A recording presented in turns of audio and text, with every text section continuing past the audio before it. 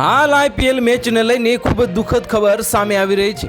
IPL final match 3 જૂને અમદાવાદમાં નરેન્દ્ર મોદી સ્ટેડિયમમાં યોજાશે, જેના પગલે ટિકિટોનો ખૂબ જ ડિમાન્ડ વધી રહી છે। આ ફાઇનલ મેચમાં ટિકિટોના ધૂમ કાળાબજાર થઈ રહ્યા છે અને 3 ગણા ભાવે ટિકિટો વેચાઈ રહી છે, જેથી કાળાબજારીયાઓને બખ્ખા થયા છે।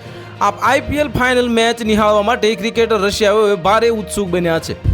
અમદાવાદની આઈપીએલની ફાઇનલ મેચની ટિકિટો ગણતરીના કલાકોમાં જ વેચાઈ ગઈ હતી અને પોલીસે આઈપીએલ 2025 ફાઇનલ મેચની ટિકિટની કાળાબજારી કરતા બંટી બબલીને ઝડપાયા છે અને ક્રિકેટર સ્ટેડિયમની બહારથી ચાંદખેડા પોલીસ બંનેની ઝડપી લીધા છે અને આઈપીએલ 2025 ફાઇનલ મેચ અમદાવાદમાં યોજાવા જઈ રહી છે।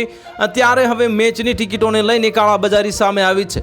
ચાંદખેડા પોલીસ મેચની ટિકિટ બ્લેકમાં વેચતા બંટી બબલીને ઝડપી પાડ્યા છે અને બંને આરોપી પાસેથી ફાઇનલની 8 ટિકિટો મળી આવી છે। આરોપીઓ 2500 રૂપિયાથી ટિકિટ જે 7000માં વેચતા હોવાનું સામે આવ્યું છે। આ પોલીસે વસાણાના જે જય પટેલ અને વગમી પટેલની જે સમગ્ર મામલે ધરપકડ કરી છે અને ચાંદખેડા પોલીસે ગુનો દાખલ કરી અને વધુ તપાસ હાથ ધરી છે।